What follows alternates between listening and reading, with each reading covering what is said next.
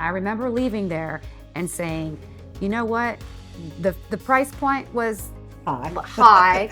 Right. The food was, I could get, basic omelet anywhere, but that big thick mug I had, the service, and everything else made the whole experience better. It made me realize, like, working for brands like Jenny's, like, you can have great food, but everything else is what matters the most. Welcome to The Marketing Leader, a podcast for those shaping the future of marketing. I'm Justin Murphy, the principal at YCP, and we're excited to have you on the show today.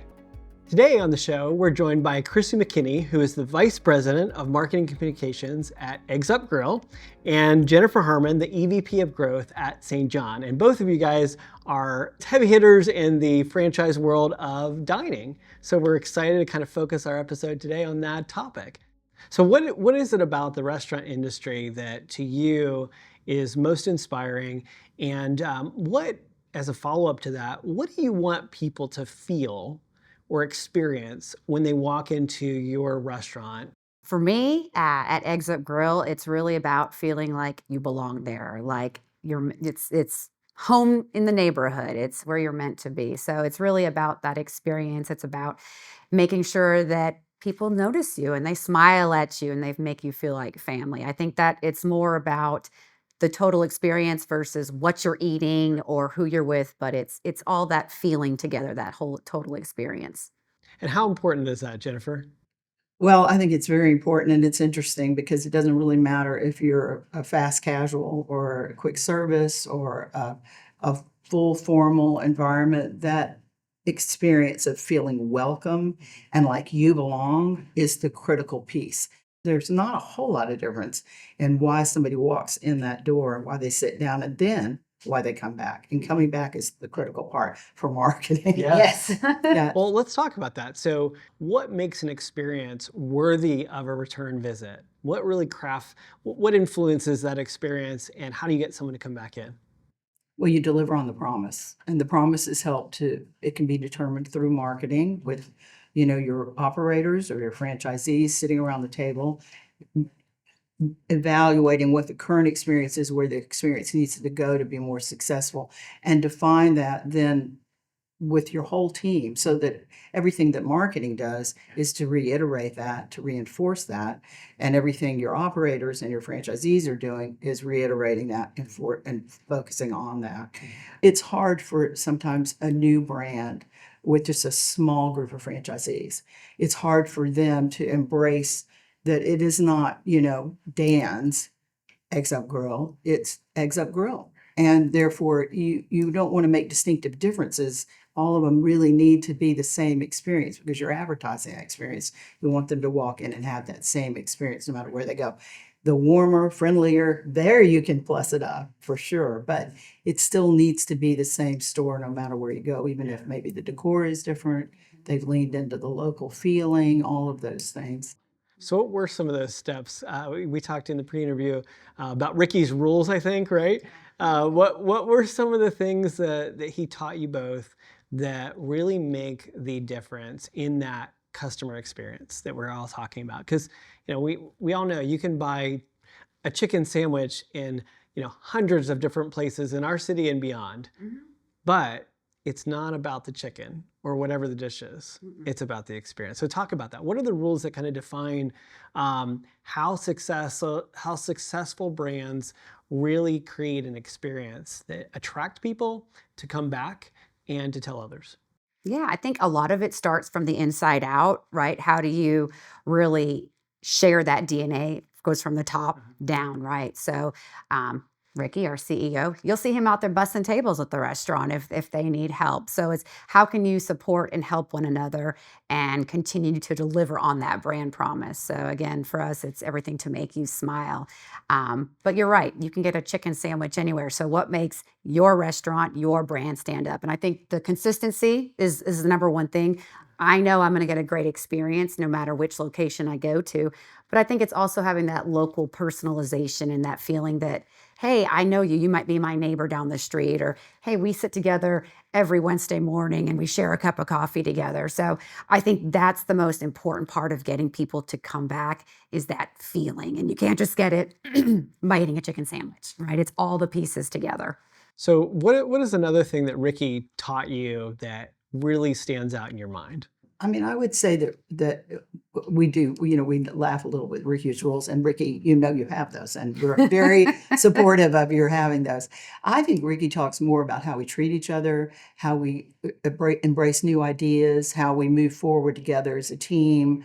And I always have said, to me, that's the number one thing. That happens at the corporate level, it happens at the franchise level, and it has to happen in the ops level. So you've got an operational team. Usually, they're leading certain areas, and they're out in the markets, and they're trying to help all the stores operate at the same level.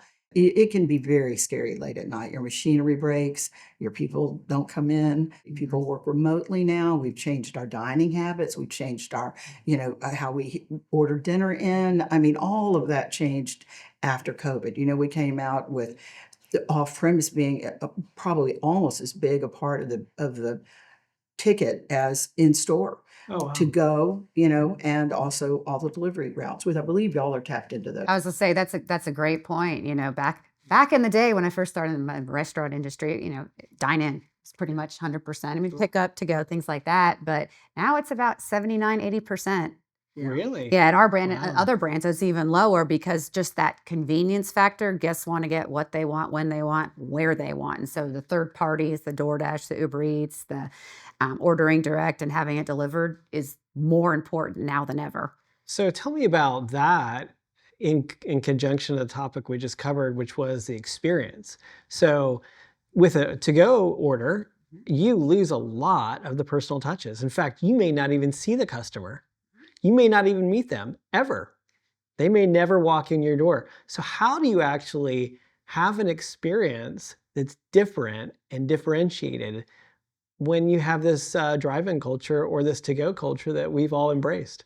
Yeah, I think some of the things that can really set a brand apart, this is something that we really lean into with our new restaurants, because how do you expose more people to this brand? They may not have heard of you. And so it's making sure the food comes right. You have the right food to deliver. There are some products that you don't want to deliver and give that first impression of the brand. It's also in the packaging. How are you talking about your brand? There's something to be said about a really fun, sexy bag that your food comes in with, maybe, a piece of merchandising talking about your company, versus here's a styrofoam to go cup, Yeah, that's right? interesting, right? And Because so most brands that think about their experience or their delivery experience would be like, oh, well, just make sure the food's hot, make sure it's what they want, make sure it's on time, and that's kind of the basic trifecta that we think about. But taking it up a notch, what could you do to reinforce that brand to them? I love the idea of the merch or something in there that tells a story, because that is not something, even as a user, that we see very often. Yeah. But how have you seen that kind of work for you guys? I think that alone, again, moving and evolving from basic packaging to being able, we'll tell our story, tell who our brand is, especially as we enter new markets. These guests don't know who we are. So how do we get them curious? But then, what can we give them to get them to come in and experience the dine-in, and eat with us there too? So it's kind of all those pieces together. But ultimately, you want to make sure the food delivers well, because that's what they're going to remember at the end of the day. And you can include a call to action, a return, whether it's just simply, we want to see you back, Yeah. or you can call it and pick it up, or please do this again. Yeah. But you can also put in something, like, next time you order, you can get a free so-and-so if you put this in there. What are the things you've done to be creative in solving that challenge, like you just mentioned, putting things in or inspiring them to come back? What's worked? Well, you can put in a coupon for sure in there, but generally, if you've got them in your loyalty program, you would send them back and say, I saw that you ordered, we were really excited, and we'll send you something to come back in, a dessert or a free cup of coffee, or it doesn't have to be very much. It acknowledges them. Usually, I will say, maybe 9% of the people come back in on those, if that many. Nine? So it's more of Okay. the invitation, not necessarily whether they use it. I've always said, offer it to people. because they're very unlikely to take advantage of it. They'll remember that you did that. That's a way. And you can also put in something little. You could put in a lollipop. You could put in something that, would be just a little sweet treat at the end if you had a small cookie, if you whatever you have. There are things like that you could do. But I think the Chrissy really got into a point there where you may not realize, not really knowing restaurants. When COVID hit, everybody had to lean into third-party delivery and off-premise. And the number one thing was the packaging, because the packaging really had always been for people to go, and it was very short. They'd come in, get it, maybe be 10 minutes away. Probably more utilitarian versus more selling the brand, right? Well, even more What could than you even that. get at that time too? Yeah, I mean, that's true. In addition to that, though, you were dealing with substandard packaging that couldn't retain heat for 30 minutes. And so, people had to upgrade their packaging and their branding, and then potentially put in a call to action to come back again, follow back up on their DoorDash and DoorDash particularly, and I think Uber Eats, they do a pretty good job of partnering with the brands and helping them come up with first time offers, or something that would bring somebody in that had never thought of ordering eggs at grill, for example. Metro Diner has some of those same thoughts. They have incredible food and a little bit bigger, wider entree. And there's just some things you probably don't want to offer on DoorDash. They're not. It's not going to make it, and it's going to break down. So many of those decisions come from inside the companies. And they really, it's your menu development group that will be able to tell whether it's going to sustain or not. But that's a big part of it, because I think when we first hit COVID, we were all trying to do it, and everybody was sticking it in whatever we had, and we had to go order it. Weren't available all the time because everybody was using them. They had to pop up. Then the store, shipping slowed down tremendously and couldn't get new things developed. It was tough. Yeah. It was definitely tough. Who were you with during that time? I was with Denny's. We were even selling, toilet paper and other basic staples online for delivery. I think we did that too. Exactly, was we had it. Yeah. And I'll just add on that. So one of the things that we've seen a lot of success with is there's sometimes some resistance to pushing your product through a third party like a DoorDash, because the profitability is not as good as coming direct, right? There's fees, there's all cost of doing business. So how do you get a guest who's using a third party to come to you and order direct? A lot of times guests, one, don't know that you even offer that ability to delivery. So it's getting that awareness out there.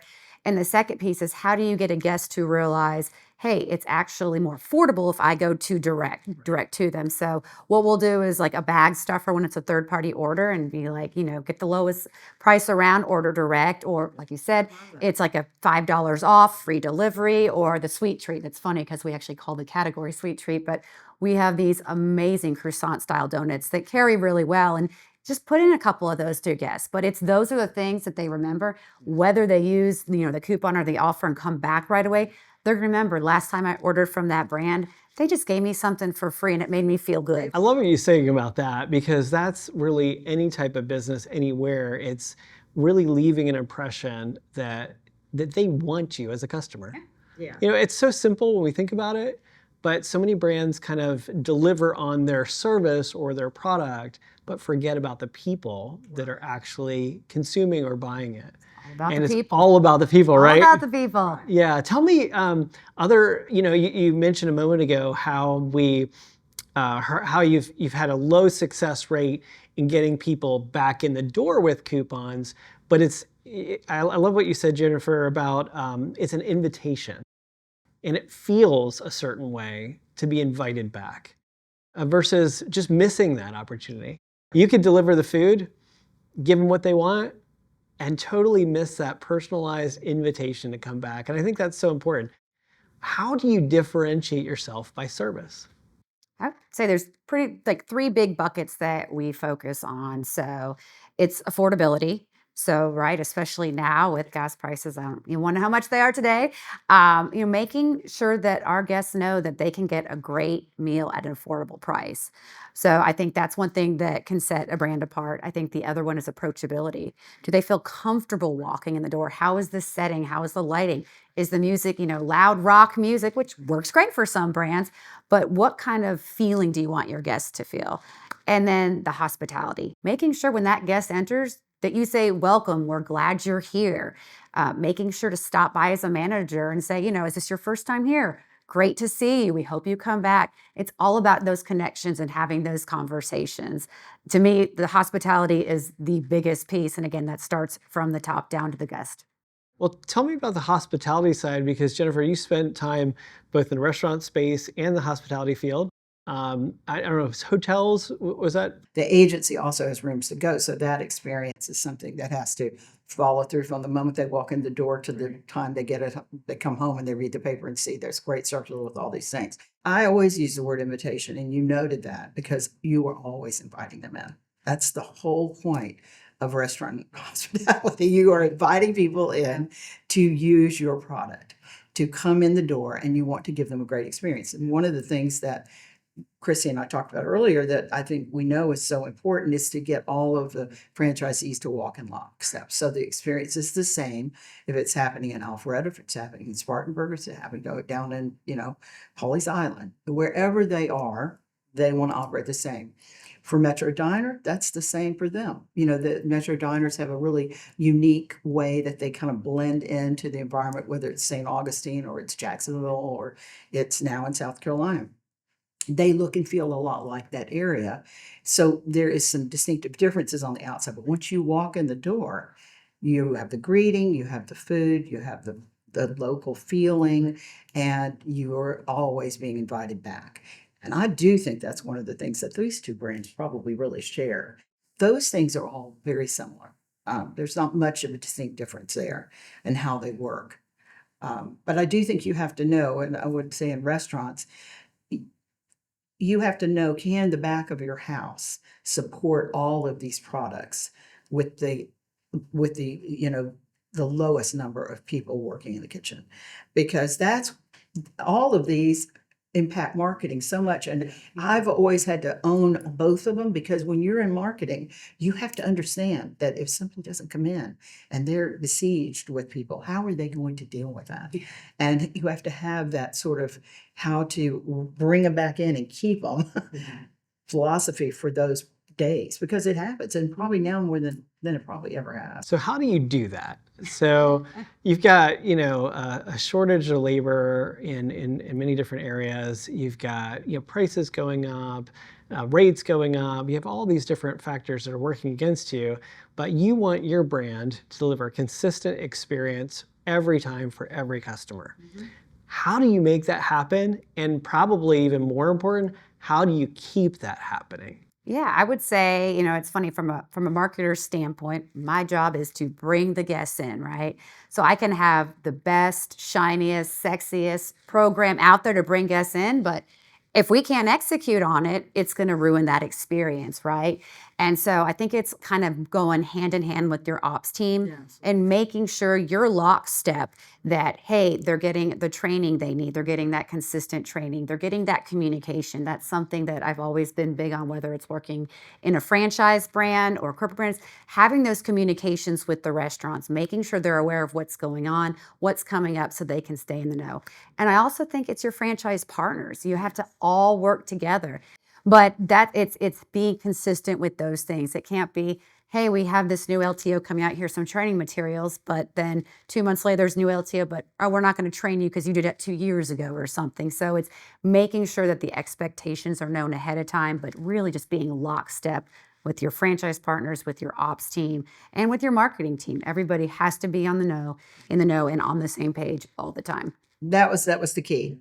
The three of them walk together, and then that everybody's prepared for whatever might happen. I mean, things just happen, and you have to deal with them. Yeah. But marketers that don't align closely with operations, it never works. Because you have to deliver on that promise that you're marketing. Yeah. And if the ops team fails on that, then you If really it's too much for Then them, you end up really like this fall flat. sometimes. Yeah, you don't want that. Yeah. Yeah. And how have you seen it work, in the wrong way, maybe in other places where you're like, I learned from that, and I was able to take that negative experience I witnessed and turn it into something that we utilize in a positive way. Do you have any stories like that? Yeah, I definitely have some stories like that. But again, like you said, it's really important to know what can be executed on in the best way. So it's making sure and saying, I always look at it from the operational lens. Can we execute on it, right? Because if we're going to suddenly push a free breakfast on a Saturday morning when our dining rooms are already full, probably not the smartest thing to do from an operational standpoint. But it's really knowing what your restaurants are capable of, kind of in that back of house. But yeah, there's been a couple over my years. Do you have anything that you can share that you're like, we actually learned from this experience and we were able to do it differently now? Yeah, I would say one of the biggest ones I learned from was a promotion I did back in the day with Denny's, and you may have been familiar with it. There was a Veterans Day. That was a really big, important holiday, and it was how do we thank our veterans, but how do we also make sure we can, execute everything. So started off as a hey, red, white, and blue breakfast. And, hey, can we simplify that anymore and just do like basic pancakes without everything on top so we can make sure we get it out fast, we can get it out hot, and we can make sure the guest is happy. So it's just looking at making little tweaks like that, little nuances that, may not seem that big, but can make a big difference when your restaurant is full and people are in the back are trying to keep up. Yeah. And I think that if you have great operators, you sometimes have to pivot quickly and everybody get on a call and make a decision on how you're going to deal with it. And that is, I think, again, great relationships between ops, the franchises, and the marketing. And franchises, usually they have a franchise committee, some kind of group that sort of monitors, like, are the promotions something they can deliver? Are they making enough profit on that promotion? And can they do they expect to be overrun? I mean, we work through all of that. You can have a weird situation. I'll say positively for both of us. It sounds like I had one at Denny's also similar to that one. And you're pivoting quickly. The guest hopefully doesn't really see it. Tell me about that experience. Well, that we had some issues with an all-you-could-eat breakfast. It was a great idea, but people were wanting their second helping really fast, and we had to sort of regroup on what that all-you-could-eat breakfast included because we couldn't replace all of those things. So we dumbed it down to a little less than what was on the plate initially, and it worked out better. But I will say, I think an all-you-can-eat meal is probably an example that almost every restaurant that's more in like the middle family restaurant group has tried, and it's really hard to deliver it well. And that could be positive, like not necessarily, like for example, we had a promotion where there was this amazing holiday type ham and it sold out really quick. So it's kind of that, how do you pivot? And somebody sort of said, head on a swivel, how I have your head on a swivel. And how do you find, so now you're impacting your supply chain, you're impacting your guests because they want something you can't deliver And on. they're disappointed. And they're disappointed, and that's the last thing you want. And so it's, okay, how can we find that backup product that we can fill in while we work through the supply chain issues? So it's a lot more complex than people think. Like, I'll just run to the grocery store, which sometimes you can't do that. Right. But Right. we try not to do that. Right. But yeah, so it's how do you, think fast. Right. Let's pivot to the topic of people. How do we really attract, as a brand, the right kind of people to live out that brand promise? The marketer is defining the experience, and the experience defines what needs to happen as far as the people that are hired, what their capabilities are, whether they're people, they like people, they smile, they're interested, they care. You're defining what the experience is. The operations people are defining what their capabilities and their skills are. And then your HR and recruiting group is going out and helping to find those people that fit both sides of it and are very open. I think most of it can be trained. Even somebody who's not naturally effervescent can learn to smile and to be warm. And some people are shy and they have to kind of get into it. But again, I would say that's not as much the marketing job as the marketers defining what the experience is and what those people that are hired, what they Have to look like in the live sense up to of even. And what they need to warmth, deliver what on. they be able to Yeah. need to be able to deliver on. And then it kind of goes to operations for skill set beyond that if they're in the back of the house. And then the recruiters and HR are usually highly skilled on recognizing that same sort of person. When I'm looking at internal, okay, I need someone that can really embody what this brand's DNA is. And so the first thing that always stands out to me is the person's energy. Do they have those soft skills? Because I agree, I think a lot of things can be taught. I don't think you can necessarily teach someone to be friendly and be hospitable. I think a lot of that is who you are. And so that is the number one thing I look for when anybody joins my team is, can they deliver on that DNA? And are they moldable? Can they learn? And do they have that curiosity? That really goes to hiring for marketing too. Absolutely. Because it is a hard job. Marketers worry. We're up at late at night thinking about how to solve things. And it's great to have a team that is energetic and positive and never it always sees the glasses half full. That's a great for a marketing team as well. And curious. That's one thing I think you have to ask the questions, because how do you make things better, improve on things if you're not constantly asking and trying to And evolve? learn, right? Yeah. learn. Yeah, our tagline here is better is possible. So we're always trying to push ourselves to think about how can we make what we've done better, not just always do the same thing expecting the same results. You always have to push yourselves because your competitors will do that. Yep. Oh, Other people will try to, come in the restaurant space, in front of the quote, eat your lunch, right? Yeah. So how do you stay ahead so that over time, we're the choice, not a choice? I think it's really important to always stay true to who your brand is, what's in your DNA, and what do you want guests and maybe people who have met you to know who you are. On the flip side, there is so much new with technology, with trends, with how guests are actually receiving content. Like, back 20 years ago, it was like, well, there's TV and there's radio. Now it's like, well, there's CTV, there's, digital ads. It's just so different now. So I think it's important to always be true to who you are, but bringing those trends in where it makes sense for your brand. Don't try to be everything to everybody, because that's not real, right? Guests will see right through that. So I think that's probably the most important thing. And evolving, you've seen brands. We saw Cracker Barrel did it recently where they were like, Yes. we're going to age down and change our logo. Right. That had a lot of backlash. That was Right. not a positive story. Right. We recently introduced a new logo.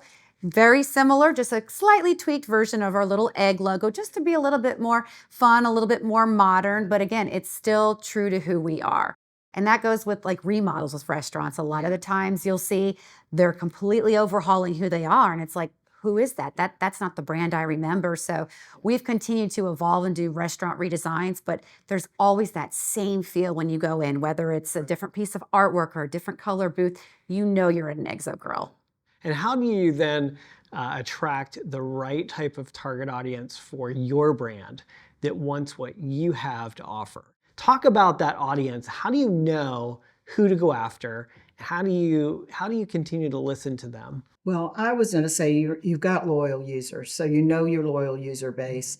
You should be able to know everything about your loyal user base today with AI and brands out there that are offering you the ability to go in and get hyper local, look at who's coming in and out of your restaurant. You can see where they went before they came to your restaurant, where they go after the restaurant, where they live. You can look at where they live in those personas. And you can figure out immediately who is your regular guest, who are your, less regular guests, and who might be your aspirational guest. And you can target all three of those. And one of the things, I'm impressed with Chrissy because she has gotten the brand to spend a little bit more money locally, which is important. And franchisees really do want that money to be spent locally. And years ago, when we would go and we could buy television locally, and it wouldn't be too expensive. It was definitely higher than it needed to be, but it was about all that there was. There wasn't a whole lot. There was radio and Spotify. There were some things you could do, but there weren't not to the degree that there is today. Today, you can operate more efficiently and effectively. You want bigger budgets, but you can operate more efficiently and What effectively. marketer doesn't? Right? But you can work on those very small budgets and limit that area. There's so many ways to do it. Surveying your current guests and then taking those surveys. And we're looking at something right now at St. John where we're looking at creating personas that have been artificially created. So they're based on who we absolutely know we have and all of the trends around them, why they like us, what they like to, and then we're reaching out, running a survey with this artificial persona group so we can get quicker feedback, immediate feedback on how they're going to respond to a new idea on a menu or a pricing increase or an ad. And so it's so much easier. Same thing with menu innovation. We used to go do these huge central testing where we would create all these products in a kitchen in a lab and then bring in like hundreds of people to try them. And now you can really create most of that, except for the eating part of it. Right. You can create their Digitally. immediate response to how does that plate look for this price, including these things, and they can respond immediately. And this, of course, would be real people, but you could, if you created an artificial persona group, you could even do it more often to just get it. It might not be your last step, but it gives you a pretty good idea, a good direction. Kind of a test market to start with. Yeah. Like, I think most people don't realize how accessible that is to us. Like at our agency here, when we create a marketing plan for a strategic marketing plan for a client, we're building out personas, which we would for any brand. And for each of those personas, there's a lot of research that goes into it, just like what you guys do. Right. But every one of those personas in our roadmap has a QR code. You can scan that at any time with your phone and instantly have a conversation with that persona. You can say, hey, how would you respond for this social media post? How would you respond for this type of new offering? And it will give you instant feedback. And most people don't realize that is so accessible to us today. I still think it's valuable to sit around a table and talk to your guests and get real feedback from real guests. But in order to get these big overarching decisions in play, using AI, it really is so affordable, and it's almost perfect. Not just affordable, but accessible. I mean, Yeah. think about, we could be on a train or a plane or a boat somewhere around the world, pull up our phone and have an idea and say, how would they respond? Or the CEO could do the same thing. And we build apps and things like that enable decision makers to then query their audiences in real time. And so that's really cool because then as you're thinking about an idea, you can get some instant feedback, which, like you were saying, streamlines the amount of time to get it to market, which is really cool. I think AI is going to have the best impact on that, on things around numbers and nuances and uniqueness.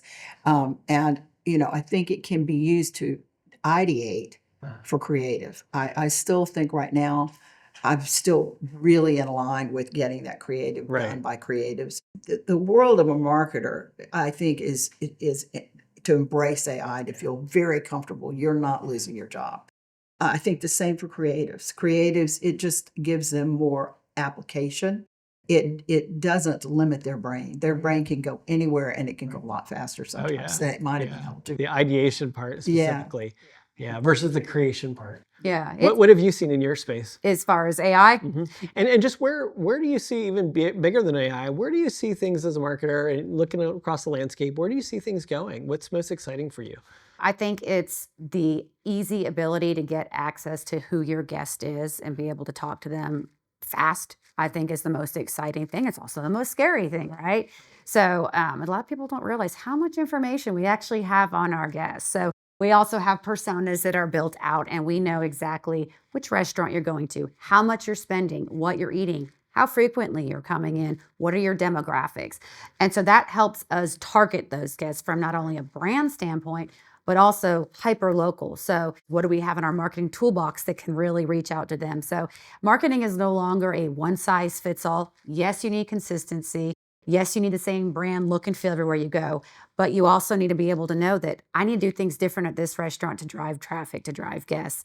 I think where AI is coming in is, a lot of people are scared of it. A lot of people are embracing it. And someone asked me, how do you look? I'm like, yes, both, all of the above, right? It's scary because of the unknowns at what it does, but it's so great for basic applications like, hey, we have all of this guest data, all this guest sentiment data. I just want to know some highlights. Dump it in there and it gives you out. Again, whether from a brand standpoint or, hey, local franchise partner, your restaurants could use some opportunities and, speed of service or things like that. I think that's been great. The way I describe it to some of the employees who are a little bit resistant to change and using AI is it's a tool. It's a tool to help you. Think of a calculator. Back in the day when we all learned how to do, longhand math, you had this tool. And now how often do we sit there and do it? You're using the tool, right? It's not going to take away our ability to make, brand decisions or judgment or know what's the best brand fit, but we have to use it. We have to embrace it because it's not going anywhere and it's going to become more and more involved in our everyday use. I really think in even the advertising world that it's really, if you're not getting on board with AI, you really are going to be left behind. It doesn't mean that you have to change how you do your work, but how you can influence your work. It's very important for that. And I'll give an example of how it's not been a great use. Okay. So from a creative standpoint, right? As marketers, we want to make sure Yes. our brand always delivers the same look and feel. So when AI first came out, or started become more popular, probably the last 9 months or so, started noticing local creative out there that, our logo would suddenly have 3 eggs on Yes, it, yes, or a yes. product that had 4 donuts only had 2 donuts, and it's smart and it's getting smarter, but it can't be the end all be all. So I think just the Whose hands it's in too. Right. Yeah, exactly. Well, going back to where we started, that authentic guest experience. AI is a great tool, like you were saying, Chrissy. And when you're thinking about, the use of it can have some very big effect on your efficiency, productivity, all of those things. But one of the things we're noticing in marketing is there's a backlash against it. It's starting to actually feel unreal or plastic or automated. all those terms that we're now hearing. So actually we're seeing on social media a backlash against it. How do you still communicate, authenticity and all through your imagery today? One of the things that we do is when we get guest responses, we have a tool that helps generate a potential response you could send, but we never have anything automated send it. We want to make sure a human reads through it and hits that send button and makes tweaks and updates and makes it feel authentic, because that's going to be really important as we move forward is how do you stay authentic and everybody is feeling the same thing, right? Because authenticity is the key to actually standing out. You have to differentiate yourself. You can't be like everyone else, which is what AI does, Yeah. right? It pulls from all the different resources that are out there, blends it together, and then everybody starts to look like everyone else Yeah. instead of standing out as the me only brand. We're the only ones that do this. This is how we're differentiated. This is why our brand is unique. When you talk about how do we keep authenticity, it is in the hands of the user. It's who owns that brand, what is the promise, what is the experience, and you continue to deliver that.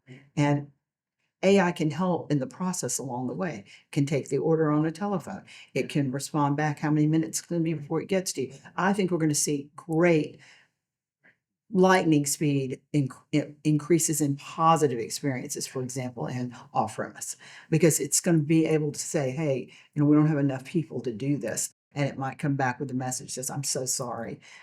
Please come to the store and we'll give you a free so-and-so. We hate that we don't have enough staff to do that today. And things like that. AI can help with efficiency, but it Yeah. actually doesn't help with authenticity. No. Yeah. And I think No. that's the challenge that we I like that. find That every could be day. your new motto. Yeah. And I also think you need to know who your brand is and what you represent, because I think also you have to look at the demographics of who the consumer are.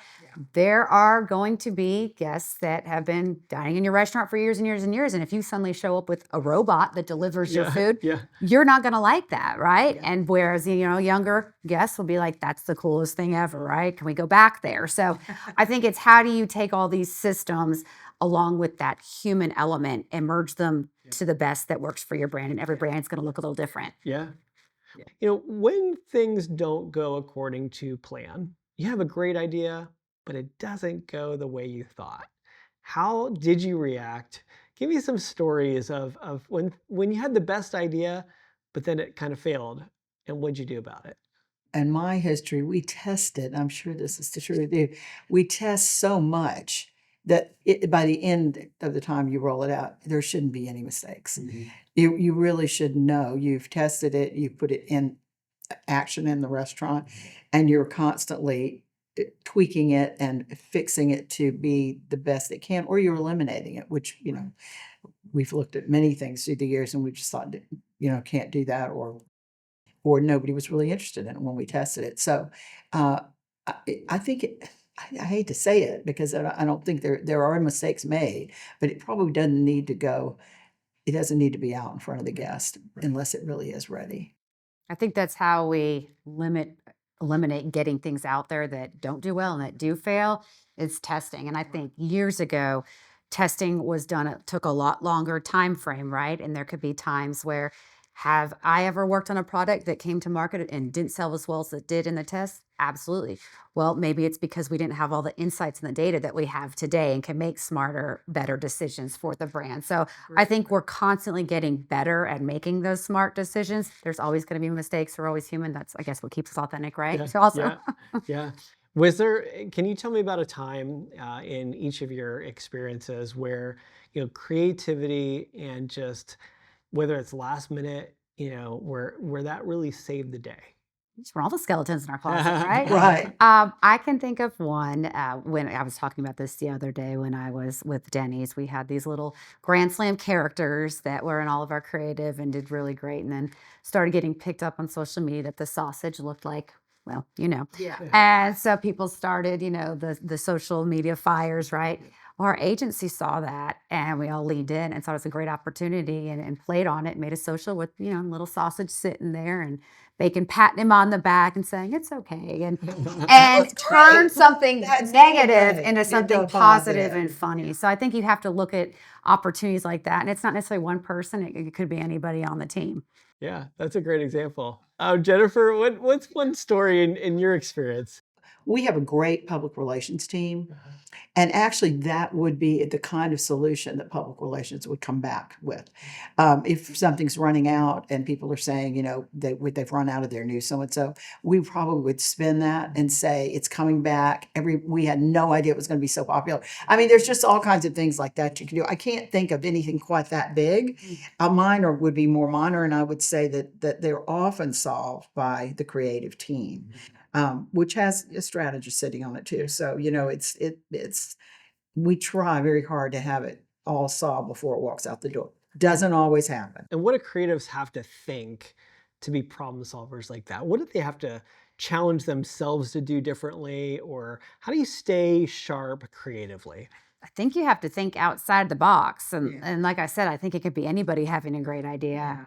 When you were talking, made me think of another example we had and how you can be nimble to something that's going wrong. There was an instance where, product inventory supply chain can be a really big deal in a Yes. brand that has, 1,000+ restaurants. And so got into a situation where it had a lot of pies around the holiday time. And it's like, how do we lean into this and not write off hundreds of thousands of dollars of lost inventory? So it's, let's put an online promotion on. Let's put a tag on TV that says free pie with $25 online purchase. So not only are you getting through the product, you're getting more awareness to that you deliver and that you could order online and be convenient. So it's how do you be creative? And that was someone, I think, on the marketing team, or maybe it was supply chain, but it could be anybody having a creative idea. So in the sausage situation, that was definitely from a creative agency That was a person. great idea. But I think anybody can have great ideas and turn a bad situation into something positive. And I think truthfully, that's a part of a marketer's job. That's why for me, they don't really, there's not one that stands out. It's just, you're doing it kind of all day. You're Right. always solving Right. the guest issue. Right. What is the problem? How do we Right. communicate that better? How do we reach out more effectively?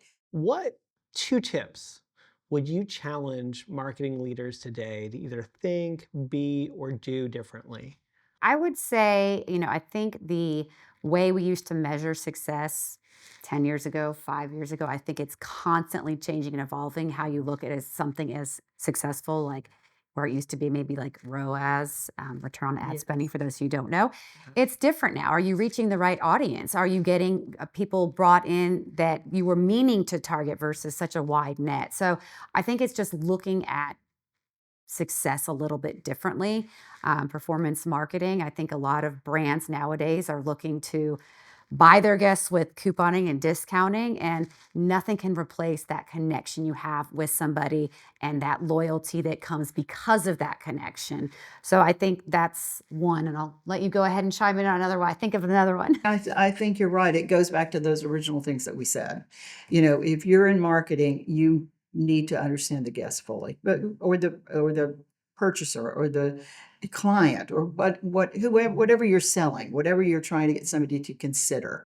You know, the steps are consideration, then intent, and then actual experience, and then following up on that experience, and then getting to come all the way back in the door again, and all understanding all those steps, the journey of the guest or the journey of the buyer, the journey of the user, whatever, you know, however you refer to your particular target, understanding them inside out, and then thinking beyond. This is our regular guest, but it's not enough.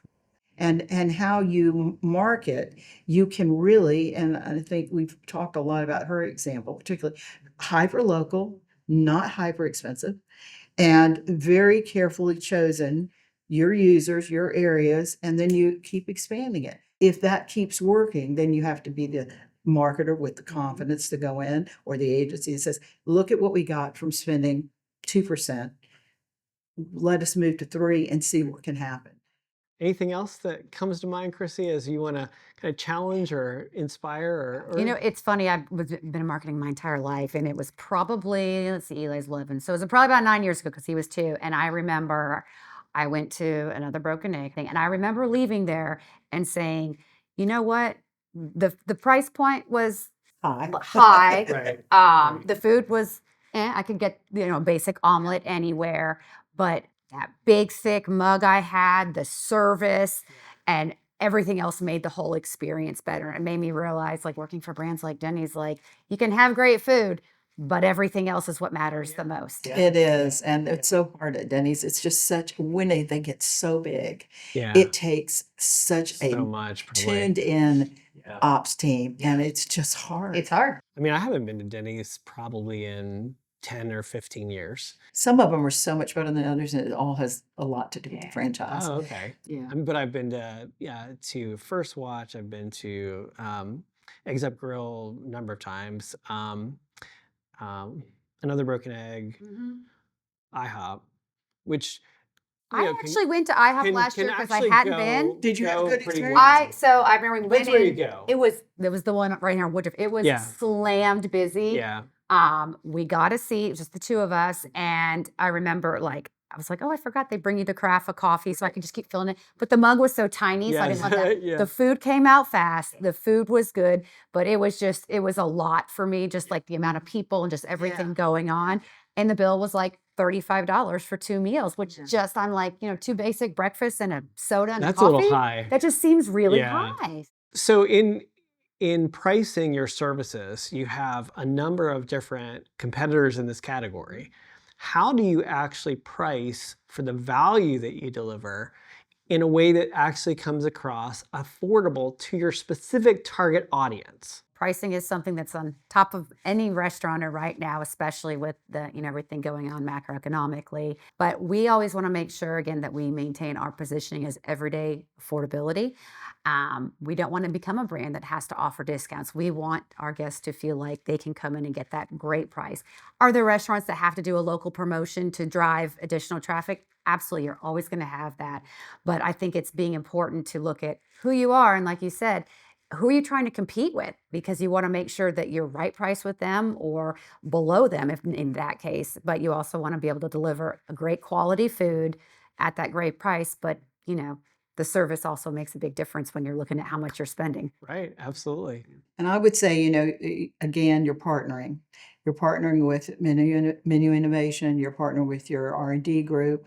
You're looking at your cost of goods, which you're generally trying to keep COGS at like 27%. And you can manipulate that plate. I mean, you can reduce the amount of eggs, or you can reduce, as long as the perception is still a very full plate for the price. But some brands are very, very good at it, where the perception is a plate full of food. The food is delicious. It's hot or cold, depending on what it's supposed to be, and it's priced right. And they are in a very enviable place. It's harder to get franchisees on board with not pressing it a little bit. And a lot of times they look around their local area and they're wanting to be, up in the top. I say it's always best to be about midway. You can have people Right. have a plate for less, or you can have a plate for a little bit more, but you want to be right in the middle. You unless you are delivering something incredibly difficult to make, cheeses that are incredibly expensive, people recognize that.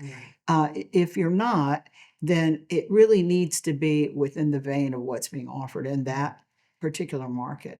And probably, as our culture has shifted to thinking more healthy, Yeah. in the food choices that we make for our families in particular, that probably raises the quality of the ingredients Yeah. and the cost of it. So how do you work in an environment like that where people are getting more health conscious? So does that make them more willing to pay a little bit more for it?